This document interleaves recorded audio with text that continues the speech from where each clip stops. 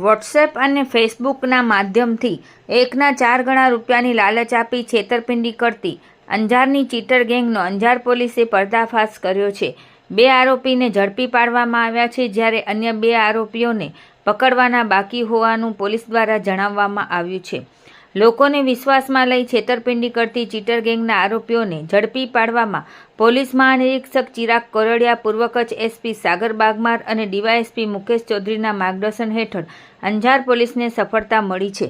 Police દ્વારા મળતી માહિતી મુજબ ગત તારીખ 12/6/2026ના રજીસ્ટર થયેલ ગુનાના ફરિયાદી રાજકોટના પાર્થ જયસુખભાઈ કારેલિયાને અંજારની ચીટર ગેંગ દ્વારા ફેસબુકના માધ્યમ દ્વારા પ્રતિક પટેલ નામની ઓળખ આપી વોટ્સએપ માધ્યમથી સંપર્ક કરી વિશ્વાસમાં લઈ 1,50,000ના 6 લાખ રૂપિયા આપવાની લાલચ આપી ફોસલાવી અંજાર મુકામે બોલાવી ફરિયાદી સાથે ચીટર ગેંગ દ્વારા ફરિયાદી પાસેથી 1,50,000 લઈ આપવાના થતાં પૈસા ન આપી છેતરપિંડી વિશ્વાસઘાત થયેલ હોવાનું ફરિયાદી દ્વારા અંજાર પોલીસ સ્ટેશનમાં ફરિયાદમાં જણાવી સોશિયલ મીડિયા મારફતે ખોટા નામે ઓળખ આપી લોકોનો સંપર્ક કરી તેમને વિશ્વાસમાં લઈ 1.4 ગણા રૂપિયા આપવાની લાલચ આપી રોકડ રકમ પડાવી લેવાની મોડસ ઓપરેન્ડી ધરાવતી ગેંગ સામે ગુનો નોંધાયો હતો।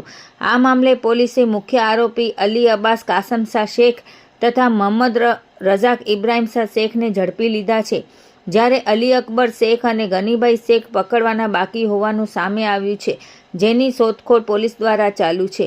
પકડાયેલા આરોપી પાસેથી કુલ રૂપિયા 3,20,000નો મુદ્દામાલ કબજે કરવામાં આવ્યો છે, જેમાં 1.50 લાખ રોકડ, ગુનામાં વપરાયેલી સ્વિફ્ટ કાર, 2 મોબાઈલ તથા લેધરની બેગનો સમાવેશ થાય છે। આ કામગીરી અંજાર પીઆઈ એચ.એ. જાડેજા, પીએસઆઈ સી.એમ. ચૌધરી તથા અંજાર પોલીસની ટીમ દ્વારા કરવામાં આવી હતી।